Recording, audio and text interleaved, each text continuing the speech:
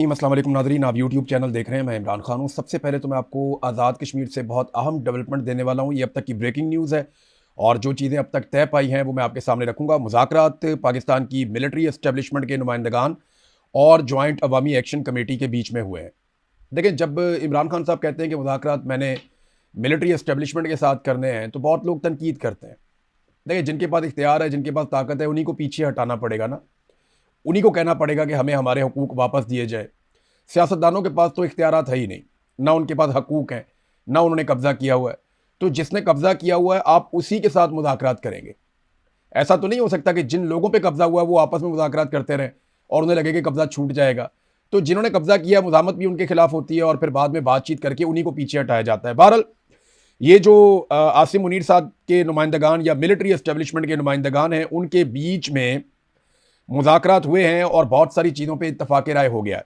अब तक जिन चीज़ों पे इत्तफ़ाक़ राय हुआ, वो चीज़ें मैं आपके सामने रख देता हूँ। इससे पहले शायद आपको किसी मीडिया ने इसके बारे में नहीं बताया होगा और ये डेवलपमेंट अभी जारी है। और अगर ये चीज़ें जो फ़ाइनल हो चुकी हैं ऑलमोस्ट, इनकी अप्रूवल आ जाती है और फाइनल अप्रूवल आप जानते हैं कि मिलिट्री एस्टेब्लिशमेंट में ऊपर से टॉप से आएगी। अगर ये फाइनल अप्रूवल आ जाती है तो उसके बाद सूरत-ए-हाल यकसर तब्दील हो जाएगी और फिर आप आज़ाद कश्मीर के अंदर कुछ और देखेंगे। तो आज़ाद कश्मीर के जो लोग हैं, उनकी मेहनत रंग लाई है। जो चीज़ें जिन पे मामला तय पा गए, उनमें सबसे पहली चीज़ यह है कि सीटें कम की जाएगी। जो महाजरीन की नशिस्तें रखी गई हैं आज़ाद कश्मीर की असम्बली में और उनका इलेक्शन करवाया जाता है ज़्यादातर पंजाब में, और इसी इलेक्शन की कंपेन PMLN कर रही है। ये 12 सीटें थी। इन सीटों को 4 से 6 के बीच में लाने के लिए मुज़ाकरात हुए हैं और ये 2 तजावीज़ मौजूद हैं। जॉइंट अवामी एक्शन कमेटी ने जो फ्लेक्सिबिलिटी दिखाई, मेरे ख्याल में उसमें 4 सीटें रह गई हैं और 6 सीटें दूसरी जानिब से कहा जा रहा है। ये बात पहले भी सामने आई थी, तो अब दोबारा ये बात सामने आई है कि वो सीटें कम की जाएंगी। नंबर 1 तो ये है।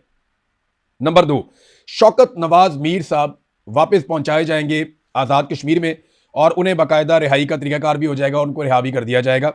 तो एक तो शौकत नवाज मीर साहब के हवाले से भी ये डेवलपमेंट है।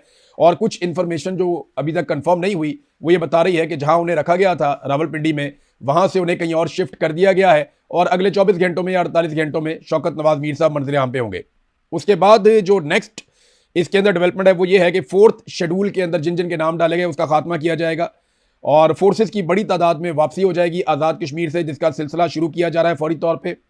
अगर ये फाइनली ये ड्राफ्ट जो है इसकी दोनों तरफ से अप्रूवल हो जाती है, क्योंकि यहाँ पे जो लोग बैठे हैं उन्होंने तो कुछ चीज़ों पे इत्तफाक राय कर दिया है और बहुत सारी चीज़ों पे इत्तफाक राय पहले भी मौजूद था। और एक और चीज़ जो इसके अंदर हो रही है वो ये कि इलेक्शन मौखर किया जाएगा। ये एक डिमांड सामने आई है कि इलेक्शन को लगभग 45 दिन के लिए आगे किया जाएगा, क्योंकि जब आप नशिस्तें कम करेंगे तो पूरे इलेक्शन की सूरत हाल तब्दील हो जाएगी और फिर कंपेन भी नहीं हो सकी अभी तक आज़ाद कश्मीर में।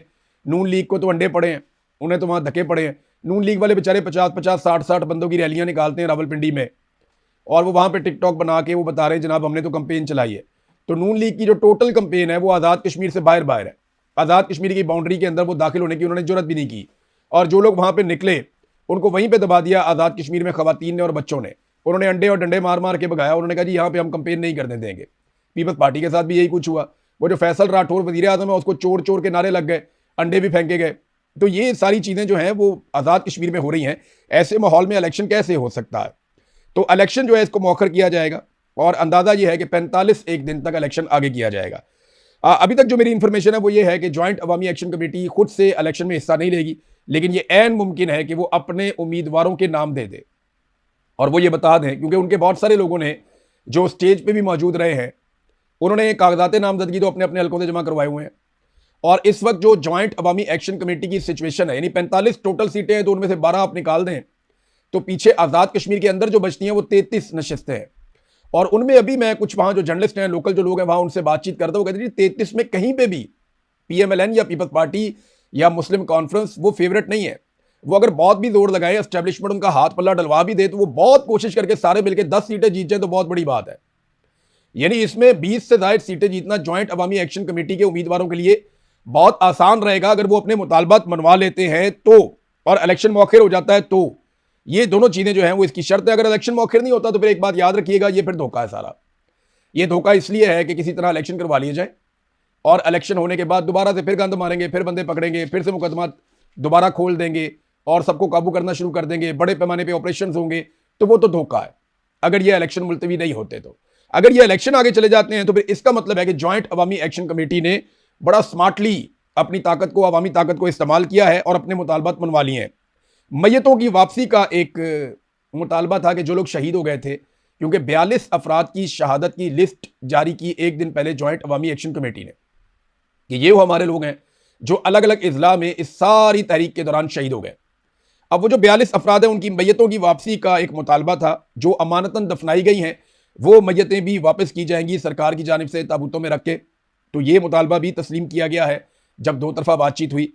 और मुकदमात का खात्मा किया जाएगा। ये जितनी जाली मुकदमात बनाए गए हैं दहशतगर्दी के और अलग अलग किस्म के शरपसंदी के, तो ये मुकदमात का खात्मा भी हो जाएगा और ये जो कलदम तंजीम बना दी गई है ये मामला भी खत्म हो जाएगा और साफ और शफाफ इलेक्शन होंगे, इसका एक मुतालबा किया गया है। पाकिस्तान में ये तो एक ऐसा ख्वाब है जो कभी भी पूरा नहीं होता, लेकिन आज़ाद कश्मीर के लोग अगर साफ और शफाफ इलेक्शन करवा लें और वो नतीजा ले लें जो लोगों ने वोट डाला है, तो फिर आज़ाद कश्मीर की किस्मत बदल जाएगी।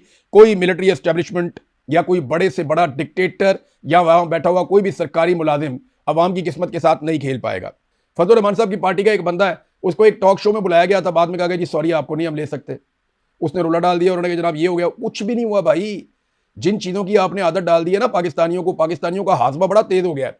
अब जब तक आपको चौकों में लटा के लित्तर नहीं ना पड़ेंगे तो पाकिस्तानियों को लगेगा ही नहीं कि कोई आप इनकलाबी बन रहे हैं। जब तक आपके बहुत सारे लोग शहीद नहीं हो जाएंगे, जब तक आप लोगों को इंतखाबी अमल से बाहर नहीं कर दिया जाएगा, जब तक आपकी जमात के ऊपर पाबंदी नहीं लग जाएगी, जब तक फजलुर रहमान अपने पूरे खानदान समेत जेल में नहीं चले जाएंगे, जब तक उनके तमाम अजीज और करीबी साथियों को जेलों में डाल के निशान इबरत नहीं बना दिया जाएगा, जब तक कि आपके ऊपर 9 मई तर्ज की कोई चीज नहीं डाल दी जाएगी, जब तक कि आपको निशान इबरत हर लिहाज से नहीं बना दिया जाएगा, तब तक कौम यकीन ही नहीं करेगी। जब तक आपके चादर और चार दीवारी का तकद्दुस पामाल नहीं होगा, जब तक आपके सैकड़ों हजारों घरों के अंदर घुसकर पुलिस तोड़ फोड़ नहीं करेगी, तब तक कौन यकीन करेगा कि आपके साथ जुल्म और ज्यादती हो रही है। तो फजलुर रहमान साहब की पार्टी रोला ज्यादा डाल रही है, कुर्बानी दी नहीं कोई अभी तक, बिल्कुल ही नहीं दी। इन्होंने कभी भी कुर्बानी नहीं दी। ये हमेशा से बेनिफिशियरी रहे हैं मिलिट्री एस्टेब्लिशमेंट के फैसलों के। और अब ये कहते हैं जनाब हम उंगली कटा के तो शहीदों में नाम लिखवा लें, तो ऐसे तो शहीदों में नाम नहीं लिखवाया जाएगा, क्योंकि वहां बहुत बड़ी बड़ी कुर्बानियां दी हुई हैं। अगर फजलुर रहमान ने इमरान खान बनना है तो उन्हें इमरान खान के लेवल पर कुर्बानी देने के लिए अपने आप को तैयार करना पड़ेगा। अब देखें ना, फजलुर रहमान के खिलाफ कोई कानूनी कार्रवाई नहीं होती, रोला शोला डालते हैं ताकि पॉलिटिकल माइलेज फजलुर रहमान को मिले, लेकिन कोई कानूनी कार्रवाई नहीं होती।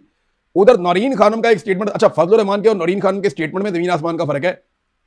फजलुर रहमान ने डायरेक्ट शोहदा पे अटैक किया, नौरीन खानम ने डायरेक्ट जर्नैलों पे अटैक किया। फजलुर रहमान ने कहा जनाब तनख्वाह लेके मरते हैं तो हम पे क्या एहसान डालते हैं, उसने ये कहा कि अपनी जान का एहसान हम पे मत डालो। नौरीन खानम ने कहा जी ये जो इंडिया और पाकिस्तान की जंग हुई थी ना, इसके अंदर ये मिले हुए थे मोदी के साथ, तो दोनों में बहुत फर्क है।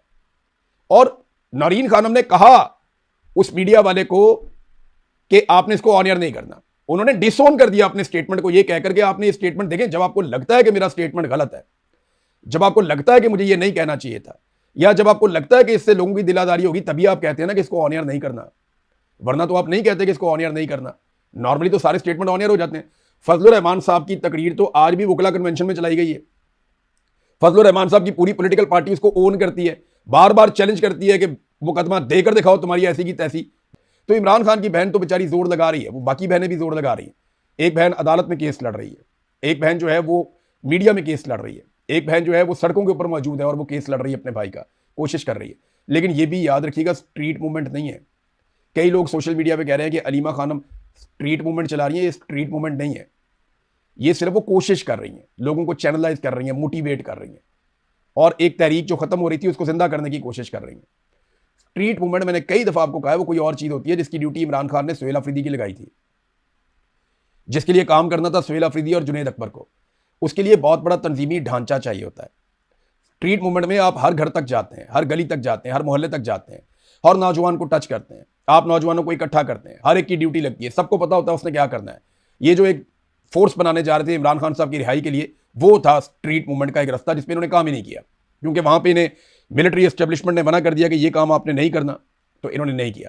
बहरहाल जो अलीमा खानम कर रही हैं वो अपने भाई के लिए कर रही हैं, नेक नियति से कर रही हैं, लेकिन ये भी स्ट्रीट मूवमेंट नहीं है। स्ट्रीट मूवमेंट पार्टी का एक बहुत बड़ा ढांचा होगा जो मिलकर सारा काम करेगा, एक साथ लोगों में जाएंगे, अंदर तक लोगों को जाकर टच करेंगे, हर बंदे को तैयार करेंगे और उसके लिए पूरा एक मैकेनिज्म बनेगा, वो होगा स्ट्रीट मूवमेंट।